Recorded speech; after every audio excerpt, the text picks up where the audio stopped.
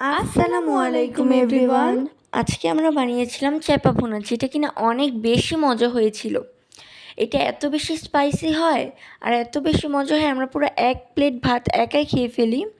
আর ঝালখোরদের জন্য এটা best recipe. এটা কিন্তু গরম ভাত দিয়ে খেতে অনেক বেশি মজা লাগে। আর আপনারা অবশ্যই অবশ্যই অবশ্যই ট্রাই করবেন। যেই দিন এই চ্যাপা ভুনাটা আমাদের বাড়িতে রান্না করা হয়, আমরা তো অনেক বেশি ভাত খাই।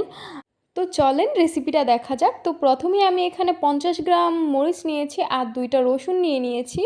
আপনারা কিন্তু একটু বড় সাইজের রসুন নেবেন। এখন আমি মরিচ আর রসুনগুলোকে ব্লেন্ডার করে নিচ্ছি।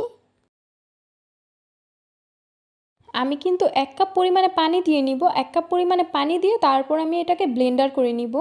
এরপর আমি 4 কাপ পরিমাণে পেঁয়াজ নিয়ে নিব। আমি কিন্তু পেঁয়াজগুলোকে মোটা মোটা করে কেটে নিব, যেভাবে আমরা গরুর মাংসতে ইউজ করি।